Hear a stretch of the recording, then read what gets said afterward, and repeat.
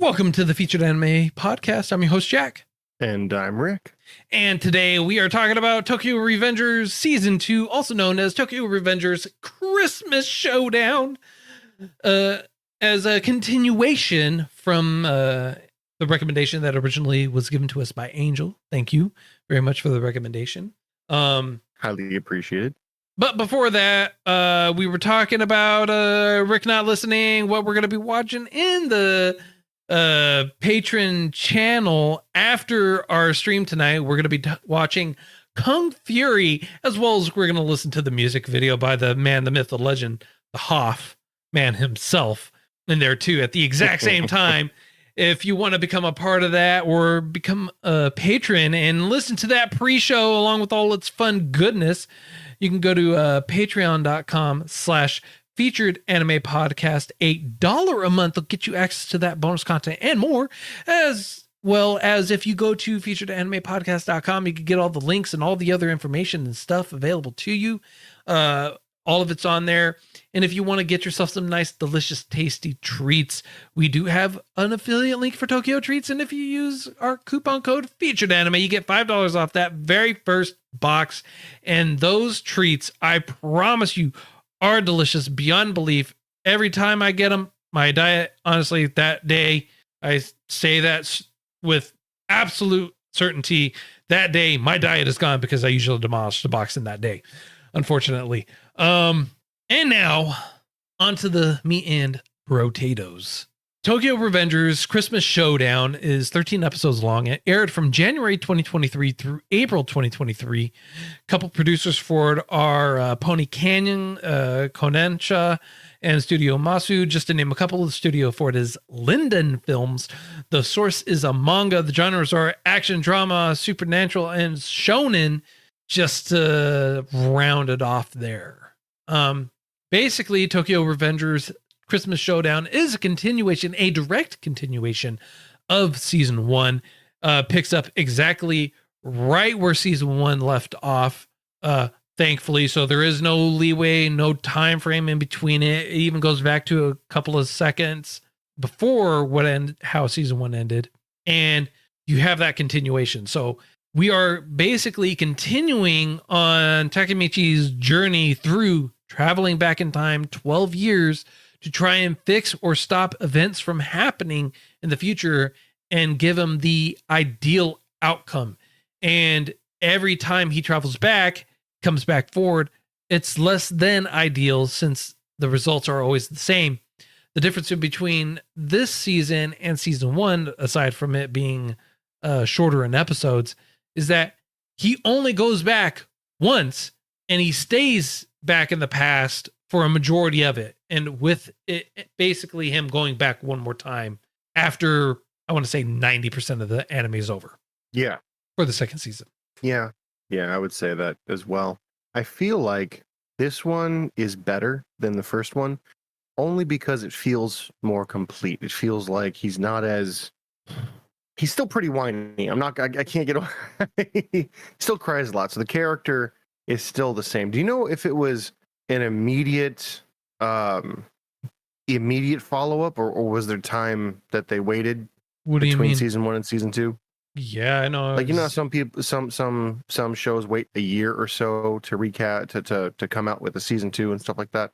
Whereas others are like, you know, summer and then fall and then winter, they're all there. Yeah, you know, at the beginning of last episode, when I reaccounted that it was 24 episodes long, went over the producers for it, Pony Canyon, Studio Mausu, just to name a couple, Studios, LIDENFILMS. This is for the last episode, mind you, not the one that we're doing now. Correct. I also usually every episode put out, say when it aired, which is April 2021 through September 2021. Okay. Were you not listening to the beginning so that way you can have that correlation of year differences in between the two, sir?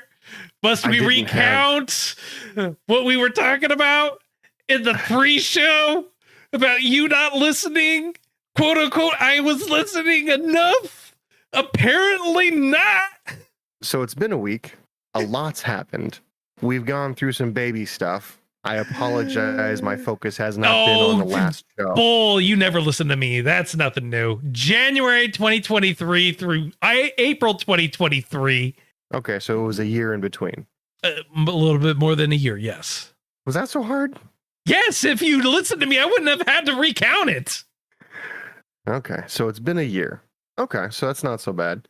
To save me on time this next go around, do you know when they did the third season? Was I it do. immediately after? You're going to forget by the time I tell you, so it's kind of irrelevant of the matter. Killing me, Smalls. Okay. To enlighten you. 6 months. Okay. Do you know? Well, we'll talk about that later. 13 episodes as well. Same producer, same film. Still sourced off of manga. Same themes, same everything. In between season 1, season 2, season 3, all of it's the same. They're both season 2, season 3 are both 13 episodes long. I understand that. I was going to say something along the lines of season 3, same everybody, but you answered that, so I'm happy about that. It makes sense. Have you ever gone back to a job you were at before? No. And you just have any kind of nostalgia? Rick, let me break it down to you. Do you know why last week let me enlighten you, right? Like I'm not gonna answer going back 12 years, right? Do you know why I wouldn't go back 12 years? Do you want to know why I wouldn't go back 12 years? Sure. Why? Because nothing literally would change. I'd still be at the same job with my wife 12 years ago. I've been with her for over 15 years. Go back 12 years doesn't change anything for me. Literally, unfortunately, it does not. I literally, if I go back 12 years, I am at the same job with my wife. But you're not doing the same thing, and you got other insights you could use to advance yourself. No, because the job 12 years ago didn't evolve into what it is today until about 2 years ago, 3 years ago, when I got into this job, into the position. I still have to wait. I still have to go through all the normal bull crap to wait to get into this one. I literally am not qualified for anything else other than what I'm doing. I literally am not qualified for anything else. I wouldn't quite go that far. You're qualified for a fair amount, I'd say. Yeah, I mean, now, yes, but I had to wait. I had to wait. I'm not going to go back 12 years just to wait, just to recount the exact same stuff again. I mean, literally, it's going to be the same situation. Well, no, so my question for there, very similar to what's happening here. He's going back 12 years with the knowledge and experience he's bringing back with him. Unfortunately, it's not very much. Right. It really is. It doesn't have much emotional clarity, let's call it, emotional age, maturity. He doesn't have any of that in this. But he does end up relying on his friends and kind of giving future insights to his friends. And friends is such a strong. There you go. I was gonna say one friend. Yeah. Well, two friends technically. One, but at the same time, one we already know he's been with us the entire time. And the other one was just, he broke down and was like, I can't do it alone. And that realization right there, the realization that he's unable to do it on his own makes the season for me, because he recognizes that he's not a good protagonist, let's call it. He's not a good lead character. Well, he's always known that, but here's the thing, right? Here's the thing. Him going back in time to try and change everything, right? How likely, right? If the chips didn't perfectly align from season 1 to season 2, when he told the one guy, right, Chifu, that he goes back in time, that his consciousness, mind you, not that he time traveled, his consciousness traveled back in time, right? Which I find a very nice, clear distinction in terms of reality and time travel for him. Normally, time travel irrelevant of the matter. Anyways, timey-wimey, yeah, BS kind of. Traveling his consciousness back through time. If he didn't do the events from season 1, when he went to go tell someone in season 2, they wouldn't have believed him, right? Chifu even says, like, the only reason why I'm believing you is because of this. Like you knew something was about to happen, and everything subsequently after that you did to try and prevent that from happening. Like, I don't know exactly everything that you told him, but I do know you told him this, and I do know that this happened, and you like everything out. It's like, I don't know if I necessarily 100% believe it, because that just sounds crazy, but yeah, and then, which also could be like a whole, like the dude's office rocker, he's got split personality and whatnot type deal too, which is also a very, I'm amazed they never went down that route where, oh yeah, sure, wink, wink, nudge, nudge, you're just crazy. Right, which is why even Takemichi, when he told Chifuyu, when he told him, he's like tried immediately playing off. He's like, oh God, the guy's gonna think I'm crazy. It's like, great joke and everything like this. It's like, no, you weren't joking. Yeah. And you could even tell that Chifuyu was like really skeptical about it even then. Right. Mm-hmm. So I think the thing that I did like, no, go ahead. I did like the fact that he went forward in time and kind of got his bearings, and I'm not going to say he got his perfect ending, but he got a damn good one until it wasn't.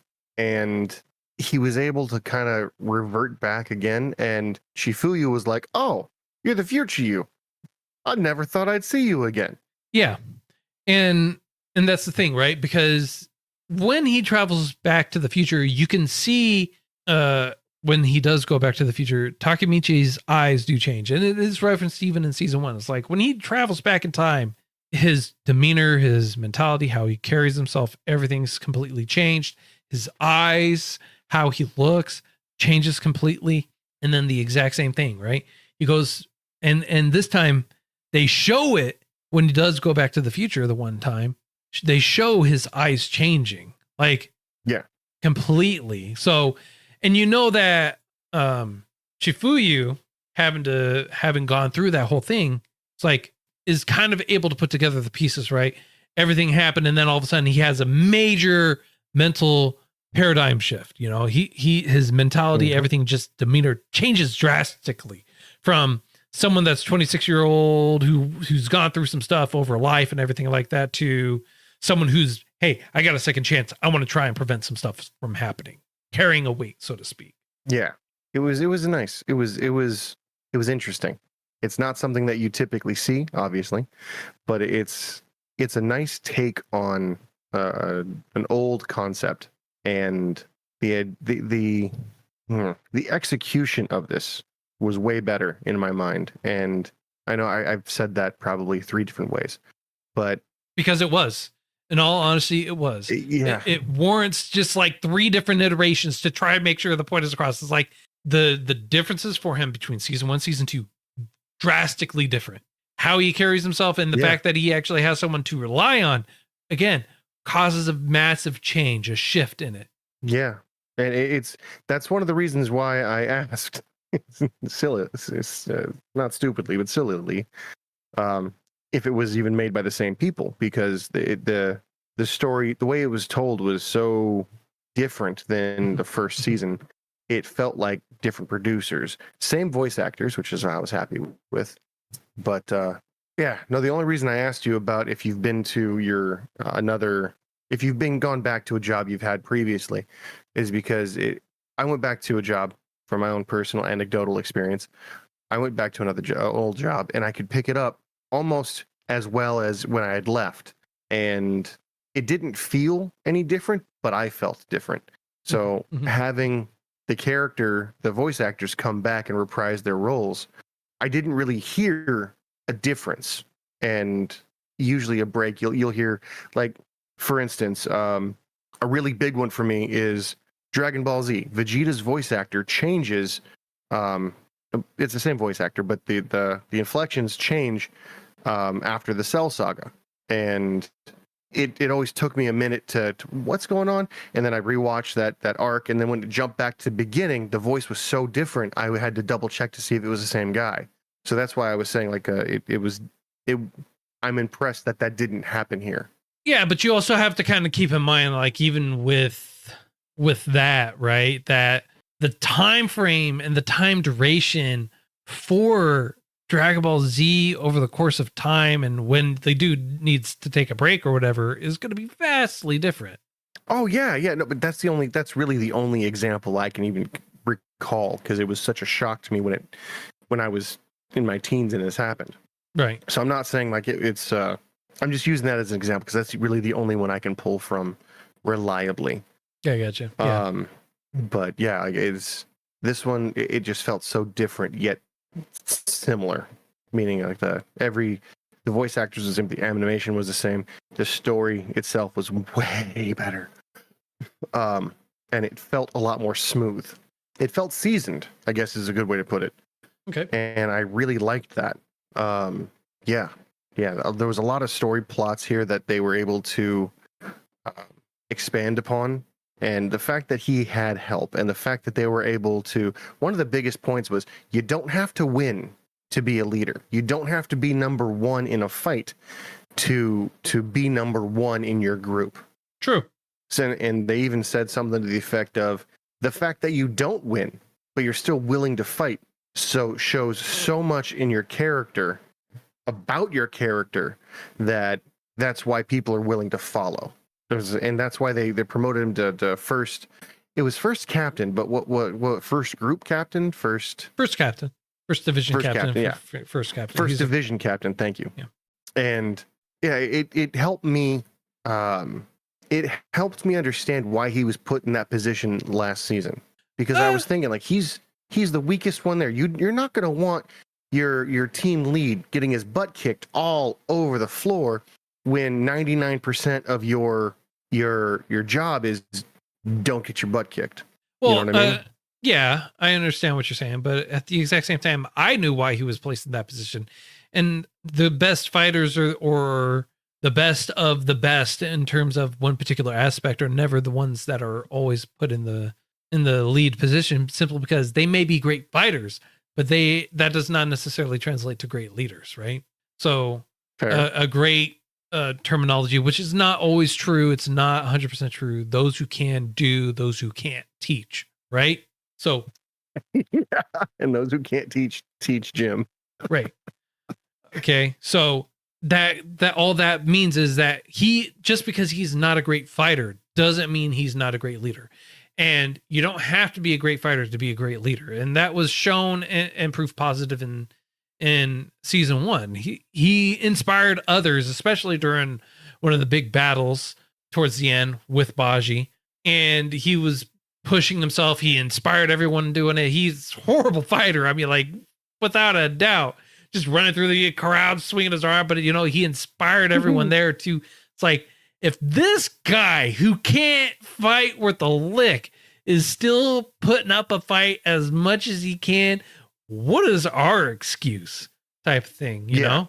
And that's where it really kind of comes in. That's where it really like shows his true character from season 1. And again, in season 2, it's not that he knows he's going to win. He knows he's probably going to lose, but he is going to make sure that he is standing until the very end, and he is never going to give up. Right. And that's where that inspiration comes in. No, that makes sense. And it's not a connection I made before. I thought it was at worst favoritism, at best neglect. But his undying spirit is something that I thought didn't deserve the number 1 position. An honorary position, sure, but it did not feel like it was good enough, Okay. So that's that's where I'm coming from on it. I got you. No, I understand. But the dynamic you find, you still have frustrating characters, like who was the bad guy last? Not the bad guy, but the guy we didn't like last year or the last season. Do with one earring. Yeah. Called him Hero, shot him in the head at the end. Yeah. Kisaki Tessa. Yeah. So this kid shows up and he's still an unlikable character, but somehow he makes captain. Did that happen last season? Yes. I thought he was sub captain. I didn't realize he made it captain. He was made captain. I mean, like, that's the whole thing. And like just before the big battle with Valhalla, he's made captain, goes there, stands on the bunch of cars. Yeah, It makes a stand. I didn't realize he was. They said during the whole ceremony, like he is the captain of the 3rd Division. I thought okay. Well, my timeline's all messed up because I thought he was fighting for that promotion. The guy who died, he took his place. The guy who died, Takemichi, took his place. Oh, Baji was number 1. Baji was number 1. Who was number 3? Pa was number 3. Okay. Yep. That's why he said Kisaki Teta is not the leader of Division 3 of 3rd Division. It's Pa who is. I remember now, yes. And Pa really wasn't big in this season. It's kind of hard to be big in the season when you're in jail. Oh yeah, huh? Yeah, it was such a non-issue or not anything like that. They didn't talk about anybody in jail. They didn't talk really about anybody. They referenced it like 7 or 8 times in the first season. They wouldn't need to reference it in the second season because it's not relevant to the second season. Well, I thought in the second season they wouldn't forget about other people. I forgot about everybody who got in trouble last season because they were not talked about. They weren't focal points like they were last season, which would make sense because they're not focal points. They're in jail. Really... It's hard to be a focal point when you're in jail. Also, one of the people that was at the end, that was in jail at the end of season 1, showed up at the very beginning of season 2, and he was there for the first episode, and that's it. Yeah, that was the catalyst for coming back and all that stuff. That was the big surprise. But I don't know. I just assumed that because they were such a tight-knit group, going to jail didn't mean that they got written out, which makes sense though. But it's not that they got written out as in like they're gone. They're still there. They even referenced Pa in it, right? And they still talk about it, right? But it's hard to say, hey, bro, you're going to come fight with us defending this territory from this gang when you're in jail. No, I know, but like last season, the guy who was in jail was a point of information. Granted, because he was in the future and all that stuff, I'll give you that. But you'd figure gangs and stuff like that would have people inside, and he'd be able to get kind of. I don't know. I'm reading too much into it. You are reading too much into it and putting like modern day American jails in with it versus like kids who literally just made a gang and have barely, like literally, he's probably the first one that got sent to jail. And Pa's probably literally the second one to ever have gotten sent to jail. No, the other kid, I could have sworn one of them had gone to like juvie. That was a big plot point in. I know, that's why I said he's the first one. Not jail, so. Sorry. Okay. Juvenile Detention Center for children who are under the age of 18, I'm assuming in Japan, AKA. I know. There you go. Okay, so they were arrested. Pa's the second one. The first one's there. I doubt they have connections to build up inside a detention facility. Yeah. Anyway. Especially being that young.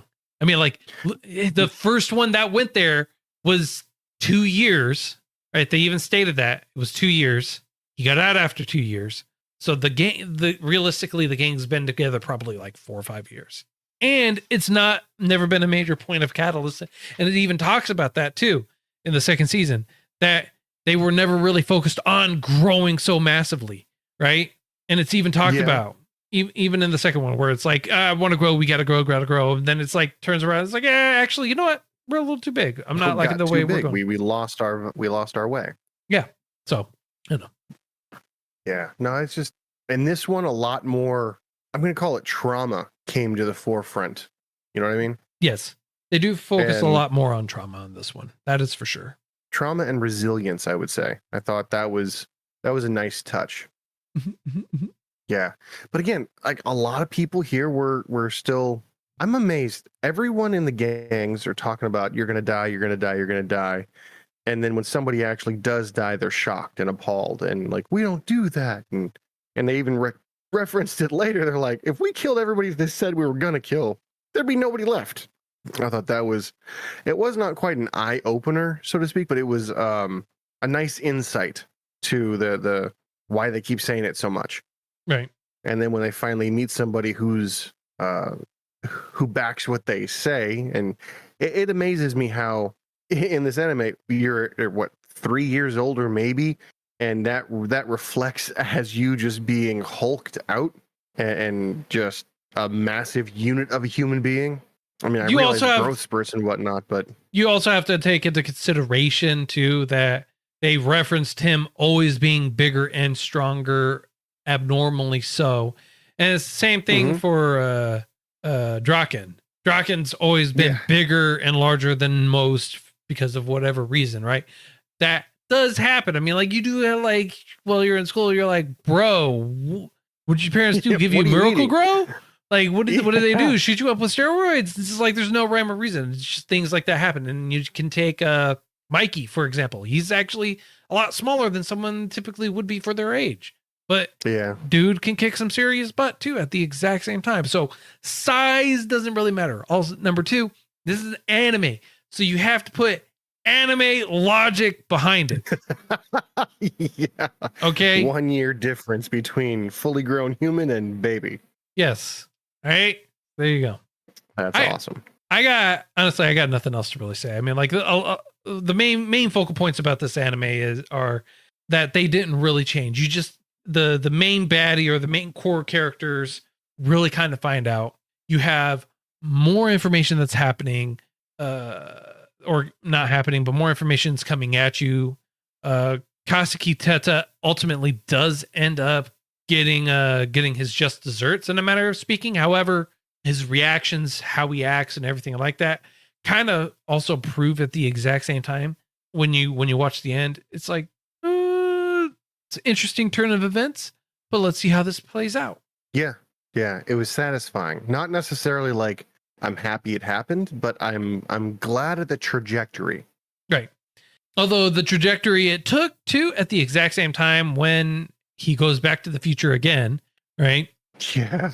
Takes a drastic change, right? So it makes you wonder at the exact same time, and we'll lightly touch on this in the pre-show, or not pre-show, post-show too. Like a couple thoughts that I have on it, because I don't want to talk about spoilers or anything like that. You know, that's fair. I want people, or they can wait till next week. We'll probably recount this too. Anyways, you know, just I have some thoughts, and personally, if I was in Takemichi's shoe, I'm just gonna say this: I would do things differently than him. Yeah. That's the understatement of the century, I feel like. And I mean, like I'm happier of facts. Yeah, is what it is. Yeah. Well, I feel like season 1, I'll give him the fact that he was new to it. He wasn't prepared for a lot of stuff. I'm going to assume that all of this happens over the course of, I'm going to be generous and say 6 total months. But I will also stand by and say that I feel like in the second season, he's approaching it more with intelligence, mainly due to emotional duress. Like he's relying on people more, which I think he should have done in the first place. And I think that he didn't rely enough on others, especially if he's like, I trust you enough and I want this outcome and I need your help. You know what I mean? Mm-hmm. So season 1 was roughly 3 months. He was there for, in the past, roughly a total of 3 months, 4 at the absolute most. And the reason why I say that is because they talk about him going back in time before August. So you have the remainder of July, basically, right? Which was probably about a week or two. August, September, and then he went through October because they talked about Bloody Halloween, right? And then he goes back after that in November. So you could probably figure on 4 months there. Then all the events happen because he's not back in the future that long. He's there realistically for the day, goes back in time back again in November, and he's there through the end of the new year. So between season 1 and 2, he's there for more than 6 months. Yes. Okay. So if he's only there for 6, even still, if he's there for more than 6 months, he was able to mature, in my mind, far better than any normal person in 6 months. Granted, if he's bringing back the mentality of a 26-year-old, I mean, he technically would have far more time. But Also, I at digress to say that. I mean, like you also have the constant trauma of time traveling back and forth in between his time frame and watching his beloved or hearing about his beloved die multiple times, kind of to instill some trauma into you at the exact same time. Yeah. You know? Oh, there was also a lot about his relationship with her and how it evolved. I thought that was quite nice. Yep. The overall character development in the second season was really good, leaps and bounds over the first season, but simply because they had to do a lot more with less during that time frame. And I feel it was a comfortably paced show where it could have easily been drug out a lot longer than what it needed to be. And I'm glad they kept it to 13 episodes. Yeah, I will definitely give you that. They could have gone way further in their in-depth stuff to draw it out. I'm glad they didn't. Yeah. Yep. All right. On a scale of up to 10, sir, how would you rate this? This season actually is gonna be pretty good. I'm gonna give it a 7. I think it's deserved a 7 this go around. Okay. And you? I'm gonna go with an 8. I'm gonna go a smidge higher. I felt Okay. the storytelling was a lot better. They definitely touch on a lot of trauma and aspects where you're watching and you're like, yeah, that's some heavy stuff. They definitely touch on a lot of heavy subjects on this season, which they did tastefully well. They didn't do it in a way that really turned you off from the show. It was touched in a way that was appropriate, I feel. I agree with that. So yeah, 7 for you, 8 for me. Next week, we're going to obviously watch season 3. Well, yep. If you feel like we did too much justice, justice, got something right, something wrong, everything right, everything wrong, or anything like that, feel free to let us know. All our contact information and everything like that's in the show notes, as well as on the website at featuredanimepodcast.com. And we are live on twitch.tv/featuredanimepodcast every Monday at 10 p.m. Eastern Standard Time. Come join us, come hang out with us. And until next time, I'm Jack. I'm Rick, and we'll see you next time.